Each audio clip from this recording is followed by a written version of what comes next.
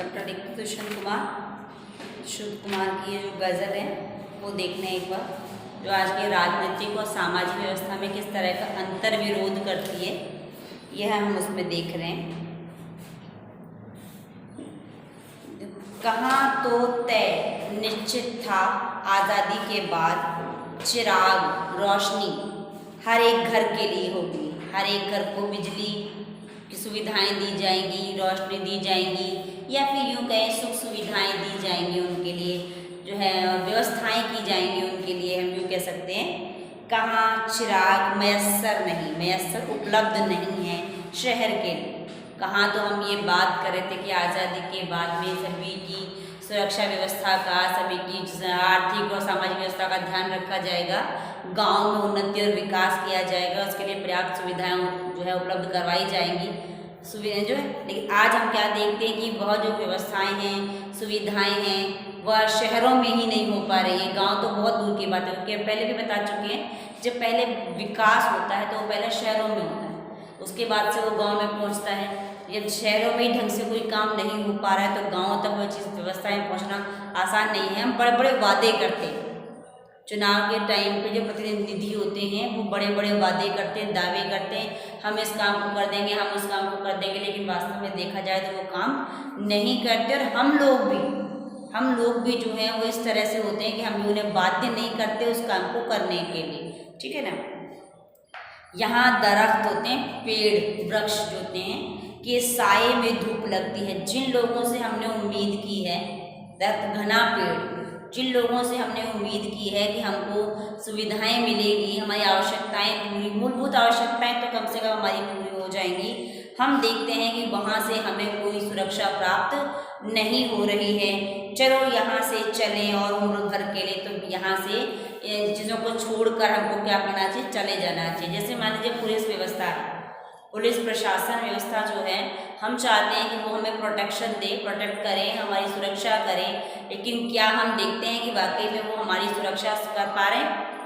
वो हमारी सुरक्षा नहीं कर पा रहे हैं। हमको वह जो एक आज़ादी है वो नहीं दे पा रहे हैं, जिस आज़ादी से हम जो है सड़क पे निकल जाए, सुरक्षित निकल जाया करते थे, वो नहीं हो पा रहे। जिन लोगों से हम उम्मीद कर रहे हैं वो लोग नेता बनाते हैं, नेता चुनते हैं, हम क्यों चुनते हैं? इसलिए चुनते हैं ताकि वो हमारे जो कार्य हैं उनको वो खुद कर सके, ठीक है ना। तो हम हमारे लिए कर क्या रहे हैं, वो कुछ भी नहीं कर रहे होते हैं। न हो कमीज तो पाँवों से पेट ढक लेंगे। व्यक्ति को यदि पूरी व्यवस्थाएं नहीं मिले तो व्यक्ति कम में भी गुजारा करने का सोचता है, सीमित कर लेता है अपनी चीज़ों को, अपनी आवश्यकताओं को सीमित कर लेता है। तो कई बार थोड़ी सी आवश्यकताएं बढ़े, क्योंकि हम जब पैर फैलाएंगे तो ही चादर बड़ी करने की सोचेंगे। हमने हर चीज़ में सामंजस्य बैठा लिया है, हर चीज़ से हमने हार मान ली है, तो क्या ऐसे लोग, वे लोग कितने मुनासिब हैं, कितने सही हैं इस सफ़र के लिए, जिस हम विकास का सफ़र हम लेकर चल रहे हैं। हारे हुए लोग कहाँ तक हमें आगे ले जाएंगे? ये जो खुद इस अपने आप को सांत्वना दे चुके हैं, तसल्ली ले चुके हैं, जो मिल रहा है वो बहुत मिल रहा है, इससे ज़्यादा की आवश्यकता नहीं है, जैसा होगा वैसा ठीक हो रहा है। जो लोग इस तरह से हारे हुए हैं, सोए हुए हैं, प्रयास नहीं करना चाहते हैं, ऐसे लोग यदि हम जिंदगी की रेस में उनको आगे लेके चलें तो वो कहाँ तक चलेंगे? कि हारा हुआ आदमी रेस में कभी जीत नहीं सकता है। खुदा नहीं ना सही, आदमी का ख्वाब सही, भगवान नहीं पूरा करने के लिए उन चीज़ों को, कोई बात नहीं, लेकिन कम से कम आदमी तो आदमी का ख्वाब जो है, सपना है, वो पूरा कर दे। कुछ ऐसा प्रयास करे व्यक्ति का जो सपना है। अब सपना में देखो, वैसे तो हमारी इच्छाएं अनंत होती हैं, फिर भी हमारी मूलभूत जो आवश्यकताएं हैं, जो मूलभूत इच्छाएं हैं, वह तो कम से कम पूरी होनी चाहिए। तो यदि मान लीजिए भगवान नहीं कर पा रहा है तो कोई दिक्कत नहीं, लेकिन कम से कम हम आपस में एक दूसरे का साथ सहयोग करके सामंजस्य बैठाकर तो उस काम को कर सकते हैं। कोई हसीन सुंदर नज़ारा दृश्य तो हो ही नज़र के लिए, आज जहाँ देखो वहाँ पे हर जगह गलत ही गलत है। चोरी चकारी, लूट खसोट, अपहरण, हत्या, बलात्कार सब देखने को मिलते हैं। ये सब चीज़ें कहीं पर भी सुख नहीं है, कहीं पर भी शांति नहीं है, कहीं पर भी सुरक्षा नहीं है, ये चीज़ देखने को। तो वो कैसे होगा? हर चीज़ सरकार से नहीं, कुछ चीज़ें व्यक्ति को स्वयं भी करनी होगी। हम ये पहले भी बता चुके हैं, अभी पाठ जब हमने प्रारंभ किया था तो बताया था कि हर व्यक्ति सरकार, देखिए सरकार में कुछ लोग होते हैं, हम जनसंख्या में बहुत ज़्यादा हैं, हम हर उम्मीद करते हैं सरकार से, हम उनके दूसरे से उम्मीद करते हैं, क्या हम वाकई करते हैं? हम उस काम को करते हैं पूरा? क्योंकि हर समस्या, हर कोई परेशानी, हर कोई चीज़ किसी न किसी की आंखों के आगे तो घटती जरूर है, चाहे चोरी चकारी है, अपराध है, कुछ भी है, किसी न, हम करोड़ों की संख्या में हैं, जनसंख्या में किसी न किसी के सामने कोई ना कोई अपराध तो होता है। वह चाहे प्रत्यक्ष देखे चाहे परोक्ष रूप से देखे, लेकिन उस होने वाले अपराध को देखता है, तो क्या वह अपनी आवाज़ उठाता है वहाँ? जब वह अपनी आवाज़ उठाएगा ही नहीं तो पुलिस कह लें, सरकार कह लें, कोई भगवान तो है नहीं जो वहाँ पर पहुँच जाएंगे। पहल तो हमें को करनी होगी, पहल तो हमें को करनी। यदि भूख हमें लगी है तो रोटी बनाने का प्रयास भी हमें को करना होगा, या फिर किसी को बोलना तो होगा कि भाई भूख लगी है। किसको क्या पता लगेगा कि हमको भूख लगी है? तो कम से कम अपनी बात बोले तो सही, अपनी बात रखें तो सही किसी के सामने। ठीक है, कोई दिक्कत नहीं, भगवान नहीं कर रहा है, हम आपस में करें, इंसान आपस में जुड़े। हम कहते हैं केवल कि जो है मानव मानव भाई है, कोई धर्म नहीं, कोई जात पात नहीं, सब एक हैं, ये सब कागजों में दर्ज है। हकीकत यह है तो हम एक दूसरे का साथ देने को तैयार नहीं, और जब तक हम एक दूसरे का साथ नहीं देंगे तब तक जो व्यवस्थाएं बिगड़ती चली जा रही हैं और बदतर होती चली जाएंगी। जब तक हम आपस में जागेंगे नहीं और साथ नहीं देंगे, आपस में साथ एक दूसरे को बद की जब चैन नहीं बना लेंगे ना पूरी, तब तक इन समस्याओं को पकड़ना, बांधना, रोकना हमारे बस की बात नहीं है। वे मुतमईन हैं कि पत्थर पिघल नहीं सकता, आश्वस्त हैं कि पत्थर पिघल नहीं सकता, जो हो रहा है वो होता रहेगा, उसमें बदलाव संभव नहीं है। बहुत से लोग ऐसा सोच लेते हैं, मैं बेकरार हूँ, मतलब मैं चाहता हूँ ऐसा कि आवाज़ में असर के लिए मैं ऐसी कोई आवाज़ उठे जिसमें असर हो। जब तक आप में से कोई एक भी व्यक्ति बुरी चीज़ के बारे में बोलेगा नहीं, दूसरे खड़े नहीं होंगे। अधिकतर व्यक्ति को स्वयं बोलना पड़ेगा।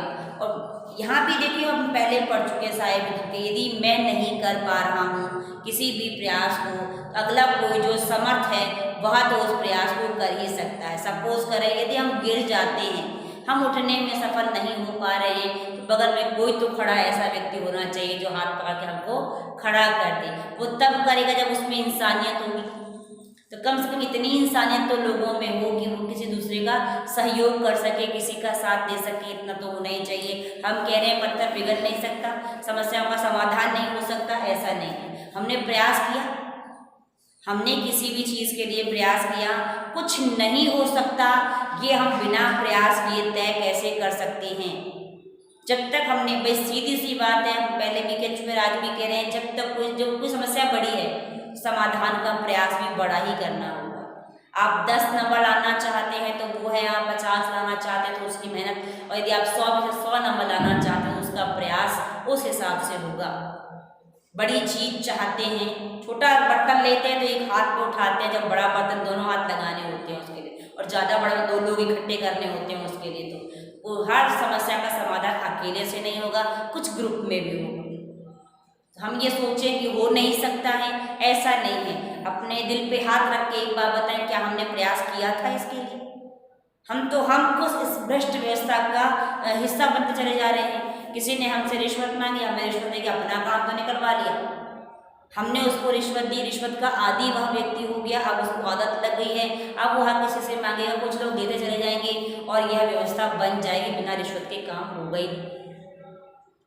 हम भी तो शुरुआत कर रहे हैं ना, हम भी उसका हिस्सा बन रहे हैं कहीं पे। तो अब ये ना सोचें कि कभी कोई काम होगा नहीं, आप ये सोचें क्या मैंने इसको करने का प्रयास भी किया है। हम तो केवल स्वार्थी हो चले हैं, अपनी अपनी सोचते हैं, लेकिन हम ये भूल जाते हैं कि अपनी अपनी सोचने में घूम फिर कर कभी न कभी वो समस्या तो हमारे पास में आएगी। यदि 5 किलो दूर 5 मील दूर, 5 किलोमीटर दूर यदि कोई नदी है और उसमें बाढ़ आ रही है और हमने सोचा कि हम नहीं बहेंगे, ये हमारी गलती है। क्योंकि जब उसमें बाढ़ आएगी ना तो किलोमीटर का एरिया नहीं देखेगी, वो सबको बहा के ले जाएगी जहाँ तक वो कर सकती है, तो उसमें मेरा घर भी जाएगा साथ में। तो ये ना सोचें कि दूसरे के घर में हो रहा है, दूसरे का काम है, मुझे नहीं करना है, वो सब हमारा काम है और हमें करना ही होगा। जब तक हम ये नहीं समझेंगे कि कि हमारा काम है, हमें करना है, तब तक तो समस्या का समाधान नहीं हो सकता। तेरा निज़ाम है, शासन है तेरा कि सिल दे जुबान शायर की, तू चाहे तो जुबान बंद कर सकता है मेरी। देखिए क्या, जब भी आदमी को सच बोलेगा ना, सच बर्दाश्त नहीं होता है, सच कड़वा होता है, किसी को बर्दाश्त नहीं होता है, इसीलिए सिलना चाहेगा, जुबान बंद करना चाहेगा उसकी।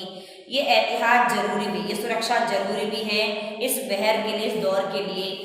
हो सकता है कि तू मुझे बंद कर देना चाहे, हो सकता है तू मुझे बोलने नहीं दे, जरूरी भी है। यदि मैं बोल गया तो तेरा जो सिंहासन है वो डोल जाएगा, हिल जाएगा। यदि मैंने थोड़ा भी तेरे बारे में कुछ बोल दिया तो शायद मेरे एक के साथ में 2, 4, 5 लोग तो खड़े हो जाएंगे। जैसी मेरी सोच है, यदि मैंने किसी को बताई तो 100 में से 2 आदमी तो मेरी सोच वाले होंगे, वो मेरे साथ आएंगे, और उनके साथ यदि कोई 10-20 भी जुड़े हैं तो उनमें से जो भी इस सोच को मानता होगा वो आपस में जुड़कर एक चेन तो जरूर बनाएगा, और जब ऐसी चेन बनेगी तो सिंहासन उनका डोल जाएगा। इसलिए हो सकता है कि बोलने वाले को मरवा दें, बोलने वाले को बंद कर दें, न बोलने दें, क्योंकि हम किसी की क्या कर रहे हैं, कमी निकाल रहे हैं। अपनी कमी सामने देखना आसान बात नहीं है, अपनी कमी को फेस करना, अपनी बुराई सुनना ये आसान बात नहीं है। ये एहतियात सुरक्षा जरूरी भी है इस दौर के लिए। जिए तो अपने बगीचे में गुलमोहर के तले, और मरे तो गैर की गलियों में गुलमोहर के लिए। गुलमोहर अपने लिए, यदि हम मर रहे हैं अपने वतन में मरे, अपने वतन में मरे, अपने लिए मरे, और यदि मान लो कहीं और भी मरना पड़े तो भी अपनों के लिए ही मरे, वो मेरा, क्योंकि गैरों से कोई मतलब नहीं, अपनों से। अब अपना क्या, ये देश पूरा अपना है, इस देश में रहने वाले लोग भी अपने हैं। अपनों का मतलब ये नहीं कि अभी कह देखते मैडम आपने अभी तो ये कहा था, है ना, फिर अभी आप कह दो अपने लिए। अपने का मतलब थोड़ा सा बड़ा रखें, हम क्या भावना मानते चले आए, वसुदेव कुटुंबकम की भावना को मानते चले आए। पूरा जो ये देश है, ये हमारा कुटुंब है, हमारा परिवार, तो यहाँ पे जितने लोग रहते हैं वो सब हमारे हैं। तो वतन मेरा है, क्योंकि इस वतन से मेरी क्या है, पहचान। सबसे पहले मैं भारतीय हूँ, उसके बाद में हिंदू, मुसलमान, सिख और ईसाई हूँ, ठीक है। सबसे पहले मेरी पहचान है भारतीय। इसने मुझे जीने का, रहने का, सबका स्थान दिया है, मुझे पहचान दी है, तो मुझे इसके प्रति भी कोई दायित्व बनता है। तो अपने देश के लिए मरना चाहिए, और यदि बाहर भी मरे तो भी अपने देश के लिए, अपने लिए कुछ कार्य करते हुए मरना चाहिए। कि हमारा कवि जो है कह रहे हैं।